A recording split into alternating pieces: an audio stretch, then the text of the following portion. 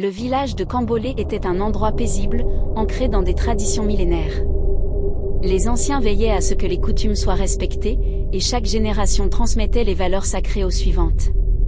L'une des règles les plus importantes concernait les jeunes filles, elles devaient préserver leur pureté jusqu'au mariage. C'était une condition essentielle pour assurer la bénédiction des dieux et protéger le village de leur colère.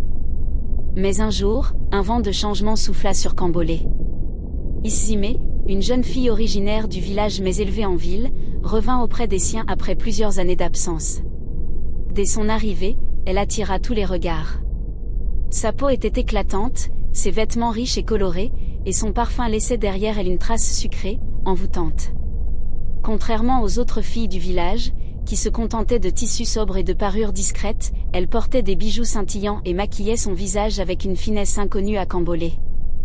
Les jeunes filles, fascinées, l'observaient avec admiration. « Elle est magnifique », murmurait-elle. « Regardez comme les hommes la dévorent des yeux. » Issime souriait, consciente de l'effet qu'elle produisait. Elle aimait être au centre de l'attention, être enviée, admirée. Mais ce n'était pas seulement son apparence qui la rendait différente. Son attitude, sa façon de parler, sa confiance en elle la démarquaient. Elle racontait des histoires de la ville, des récits enivrants où les femmes vivaient librement, où elles recevaient des cadeaux somptueux en échange de simples sourires.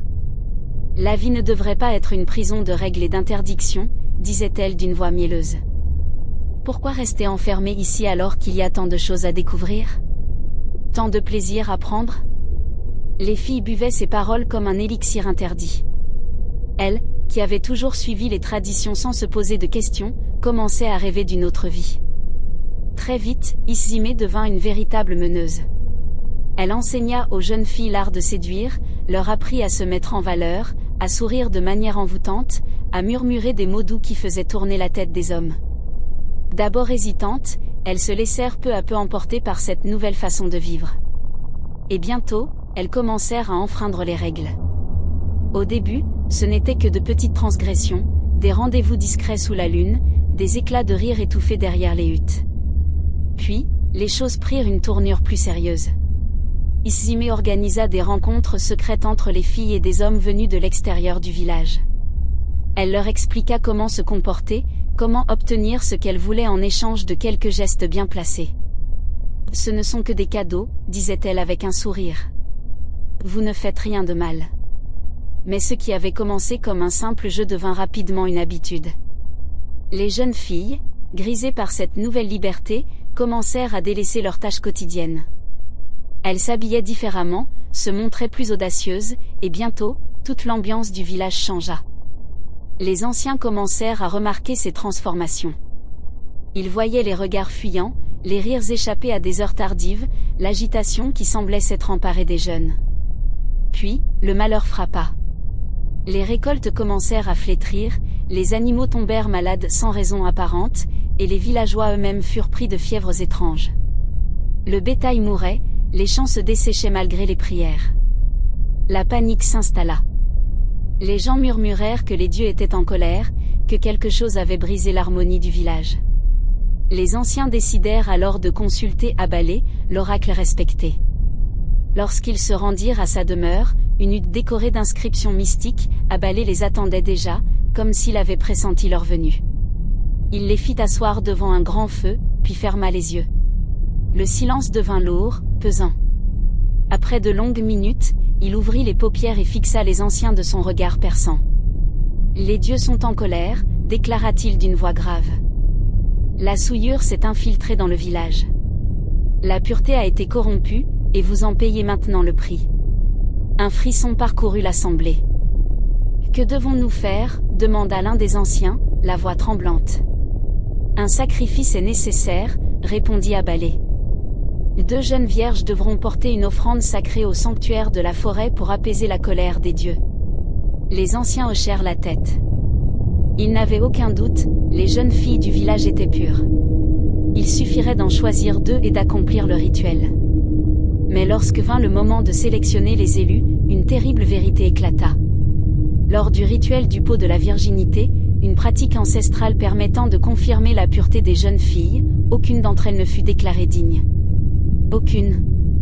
Le choc fut immense. Le silence se fit pesant, puis se brisa en murmures horrifiés. Les regards se tournèrent immédiatement vers Issimé. « C'est elle !» chuchota une femme, les lèvres tremblantes. « Elle les a pervertis. » Bientôt, toute la foule se mit à hurler son nom. « Issimé a détruit nos traditions. À cause d'elle, nous sommes maudits. Elle doit payer pour ses actes. » Les parents d'Issimé, qui avaient appris ce qui se passait, accoururent depuis la ville. Son père, un homme austère et autoritaire, serra les poings en la voyant humiliée devant tout le village. « Nous avons échoué, » murmura-t-il, la voix pleine de regret. Sa mère, quant à elle, éclata en sanglots. « J'aurais dû être plus stricte. » Mais aucun d'eux ne pouvait la sauver. Les anciens prirent une décision irrévocable, Issimé porterait seule le sacrifice. Elle marcherait jusqu'au sanctuaire, seule, sous le poids du mépris et de la honte. Abalé, l'oracle s'avança et tendit à Issimé une lourde calebasse sculptée, remplie d'offrandes destinées aux dieux. Son visage impassible contrastait avec la tempête qui grondait dans le cœur de la jeune fille. « Tu dois traverser la forêt et déposer cette calebasse sur l'autel sacré. Tu marcheras seul, et tu ne pourras revenir qu'après avoir accompli ta mission. » Le silence tomba sur l'assemblée. Issimé sentit son souffle s'accélérer. La forêt sacrée. Ce lieu était redouté de tous. On racontait qu'il était hanté par les esprits des anciens, qu'il dévorait les âmes impures. Elle chercha du regard un signe de soutien parmi les villageois, mais elle ne vit que des visages froids et des yeux pleins de reproches.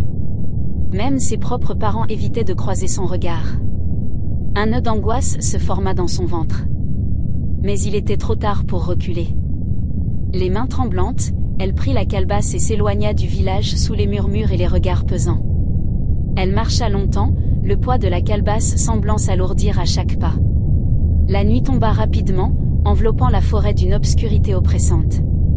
Les branches des arbres formaient des ombres menaçantes, et les cris des animaux nocturnes résonnaient autour d'elle. Elle avançait à tâtons, chaque pas s'enfonçant un peu plus dans la terre humide. L'angoisse lui serrait la gorge. Le froid mordait sa peau. Mais pire que tout, c'était la solitude. Plus elle marchait, plus elle sentait le poids de ses erreurs. Les souvenirs lui revenaient en pleine face, le sourire des filles du village quand elle l'écoutait, l'éclat d'admiration dans leurs yeux, l'excitation de briser les règles. Elle avait aimé cette sensation de contrôle, cette impression d'être spéciale, d'être celle qui ouvrait la voie vers une vie plus palpitante. Mais elle n'avait pas mesuré les conséquences. Les récoltes détruites. Les bêtes mortes. Les pleurs des mères qui voyaient leurs filles déshonorées. Une boule de regret grandit dans sa poitrine. Soudain, un bruit fit sursauter Issimé. Un craquement. Elle se retourna brusquement. Rien. Mais son cœur battait à tout rompre. Elle accéléra le pas, les yeux fixés sur le sentier qui disparaissait sous la brume. Puis, un murmure. Un souffle glacé passa près de son oreille. Elle se figea. Son sang se glaça. Elle n'était pas seule. Les légendes disaient vrai. Les esprits de la forêt veillaient sur le sanctuaire, et ils ressentaient les fautes des âmes qui osaient s'aventurer sur leur territoire. Issimé. La voix était grave, caverneuse, résonnant tout autour d'elle. Elle sentit une pression invisible sur ses épaules, comme si quelque chose voulait la forcer à s'agenouiller. Le souffle court, elle tomba à genoux, serrant la calebasse contre elle. « Pardonnez-moi » murmura-t-elle. Le vent se leva soudain, faisant bruisser les feuilles avec une force surnaturelle. Les arbres tremblèrent. Les branches craquèrent comme des os brisés. Issimé sentit son cœur sur le point d'exploser. Puis, le calme revint. Elle ouvrit les yeux, tremblante. L'autel sacré se dressait devant elle, entouré de pierres anciennes couvertes d'inscriptions oubliées. D'un geste hésitant, elle déposa la calebasse sur l'autel. Un silence écrasant tomba sur la forêt. Puis, un frisson parcourut l'air. Un souffle chaud l'enveloppa, comme si une force invisible venait d'accepter son offrande. Elle ferma les yeux et murmura une dernière prière. Quand elle se releva, quelque chose en elle avait changé. Elle n'était plus la même Issimé. Elle était prête à affronter son destin. Le retour au village fut encore plus éprouvant que l'aller. Isime avançait, ses jambes lourdes, son esprit vidé de toute pensée. Mais au fur et à mesure qu'elle s'approchait de Cambolé, elle sentit un frémissement dans l'air. Là où les champs avaient été brûlés par la malédiction, de jeunes pousses verdissaient à nouveau. Les arbres morts semblaient retrouver de la vigueur, et les ruisseaux desséchés laissaient entendre un faible murmure d'eau. Le village l'attendait. Les habitants s'étaient rassemblés sur la place centrale. Certains avaient les bras croisés, d'autres se murmuraient des choses à l'oreille. Abalé, l'oracle se tenait droit devant elle. Les dieux ont accepté ton offrande. La malédiction est levée. Un murmure parcourut la foule. Certains soupirèrent de soulagement. D'autres avaient encore les yeux durs, comme si leur colère ne pouvait disparaître aussi facilement. Mais le plus dur restait à venir. L'oracle reprit la parole. Mais Isime doit répondre de ses actes. Elle restera enfermée au sanctuaire pendant 12 ans. 12 ans pour porter les sacrifices. 12 ans pour comprendre la valeur des traditions qu'elle a brisées. Le cœur d'Isime se serra. 12 ans. Le village hocha la tête en signe d'approbation. Pour eux, c'était une punition juste. Ses parents détournèrent le regard. Ils ne pleurèrent pas. Ils ne protestèrent pas. Ils avaient honte d'elle. Sans un mot, Isime fut conduite jusqu'au sanctuaire, une petite case en terre battue au pied du grand baobab sacré. Elle vivrait là, seule, loin des siens. Les jours devinrent des semaines. Les semaines devinrent des mois. Isime passait ses journées à accomplir ses tâches, nettoyer le sanctuaire, porter les offrandes aux dieux, méditer sur ses erreurs. Au début, elle comptait chaque jour qui passait. Puis, elle arrêta. La solitude était son seul compagnon. Parfois, des villageois passaient à distance, la fixant du coin de l'œil. Mais personne ne lui parlait. Elle était un fantôme vivant, un rappel des erreurs du passé. Elle pensa à s'enfuir. Mais où irait-elle? Même si elle quittait Cambolé, elle savait que sa culpabilité la suivrait partout. Alors, elle accepta son sort. Les années passèrent. Et avec le temps, quelque chose changea en elle. Elle comprit la valeur de ce qu'elle avait ignoré autrefois. Elle comprit que les traditions n'étaient pas des chaînes, mais des racines qui maintenaient l'équilibre du village. Et quand, 12 ans plus tard, le jour de sa libération arriva, Isime n'était plus la même. Elle n'était plus la jeune fille insouciante et égoïste d'autrefois. Elle était devenue une femme humble, silencieuse, marquée par le poids de ses erreurs. Les villageois l'acceptèrent-ils à nouveau?